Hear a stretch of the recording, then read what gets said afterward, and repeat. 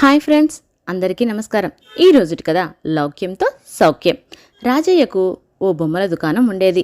వయసు మీద పడటంతో తన కుమారుడికి బాధ్యతలు అప్పగించాలి అనుకున్నాడు. ఇదే విషయాన్ని ఓ రోజు కొడుక్కు చెప్పాడు. బాబు నరేష్, వ్యాపారానికి అమ్మకంతో పాటు నమ్మకము ముఖ్యము, లౌక్యము ప్రదర్శించాలి. ఈ రోజు నుంచి నువ్వు వ్యాపారంలో నాకు సాయంగా ఉండు.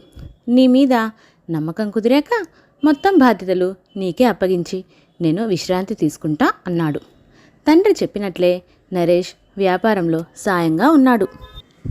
ఇలా కొంతకాలం గడిచింది. ఓ రోజు ఒక వ్యక్తి వచ్చి తనకు కుందేలు బొమ్మ కావాలంటూ అక్కడే ఉన్న బొమ్మ మీద చేయి వేస్తూ అడిగాడు. అప్పుడు నరేష్, మీకు ఈ బొమ్మ వద్దు, దానికి కాస్త దుమ్ము పట్టి ఉంది, మీకు పెట్టెలో ఉన్న సరికొత్తది ఇస్తాను అంటూ అతని ముందే డబ్బా తెరిచి మరో కుందేలు బొమ్మ ఇచ్చాడు.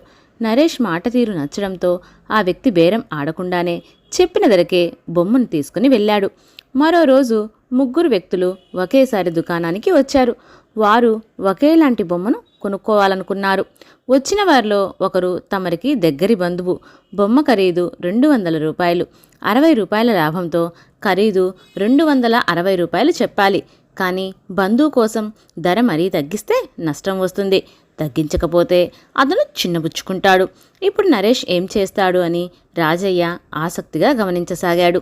నరేష్ ఆ బంధువుతో, నేను మీకు గతంలో 40 రూపాయలు ఇవ్వాలి, అవి పోను బొమ్మకు 220 రూపాయలు ఇవ్వండి అన్నాడు. బంధువుకు నరేష్ మాటల్లోని అంతరార్థం అర్థమైంది.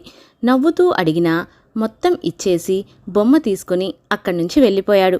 మిగతా ఇద్దరు 260 రూపాయల చొప్పున ఇచ్చి బొమ్మలు తీసుకువెళ్లారు. రాజయ్య నరేష్ను ఎంతో మెచ్చుకున్నాడు. నీ అమ్మకంలో నమ్మకము ఉంది, లౌక్యము ఉంది. నీ శక్తి సామర్థ్యాల మీద నాకు విశ్వాసం కుదిరింది. ఈ రోజు నుంచి పూర్తి వ్యాపార బాధ్యతలు నీవే అని ఆనందంగా చెప్పాడు. ఓకే ఫ్రెండ్స్, నా కథ మీకు నచ్చినట్లయితే లైక్ చేయండి, షేర్ చేయండి మరియు నా ఛానల్ని సబ్స్క్రైబ్ చేయండి. పక్కనే ఉన్న బెల్ ఐకాన్ క్లిక్ చేయడం మర్చిపోవద్దు. Thank you for watching.